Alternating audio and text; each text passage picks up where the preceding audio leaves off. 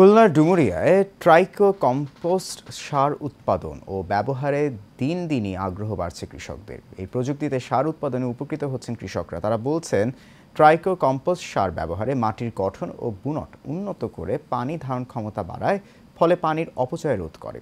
এতে ফসলের উৎপাদন ও গুণগত মান বাড়িয়ে কৃষকের আয় বৃদ্ধিতে সহায়তা করে। ডুমুরিয়ার প্রতিনিধি মোহাম্মদ আখতারুজ্জামান লিটনের তথ্যচিত্রে বিস্তারিত জানাচ্ছেন অনুকৃতি আদিত্য। হাউজে স্তূপ করা গোবরের উপর রাখা কলা গাছের টুকরো, কচুরিপানা, নিমপাতা, কাঠের গুঁড়ো, চিটাগুড়, মুরগির বিষ্ঠা সহ 15 প্রকার প্রস্তুত প্রণালী দিয়ে চলছে ট্রাইকো কম্পোস্ট সার তৈরির কাজ। সাথে যোগ হচ্ছে ট্রাইকো ড্রামা অণুজীবী। এভাবেই খুলনার ডুমুরিয়ায় তৈরি হয় ট্রাইকো কম্পোস্ট সার। সার তৈরি করে আমি নিজে ব্যবহার করি, অন্যকেও ব্যবহার করতে দিই। এই সারটা খুব উপকারী সার। উপকারী বলতে এতে 14-15 রকম উপকরণ দিয়ে সারটা তৈরি করা হয়। স্বল্প খরচে ও সহজ পদ্ধতিতে উৎপাদিত এই সার ও লিটেজের ব্যবহার দিন দিন বৃদ্ধি পাচ্ছে।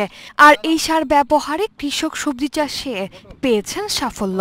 আমরা এই ট্রাইকো কম্পোস্ট সার দিয়ে এই মিষ্টি কুমড়ো চাষ করেছি।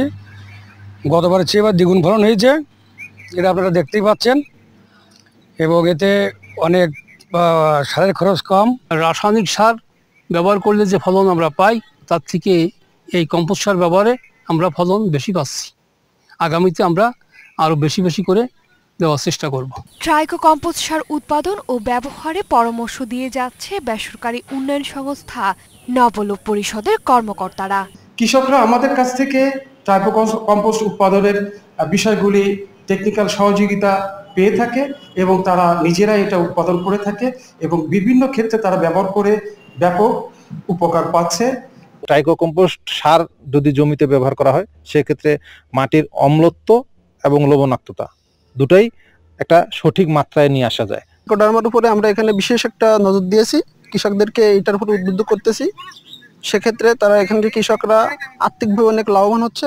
পল্লী কর্ম সহায়ক ফাউন্ডেশন PKSF এর সহযোগিতা ও অর্থায়নে ট্রাইকো কম্পোস্ট সার উৎপাদন করছে বেসরকারি উন্নয়ন সংস্থা নবলোক পরিষদ। অনুকৃতি আদিত্য, এশিয়ান টেলিভিশন।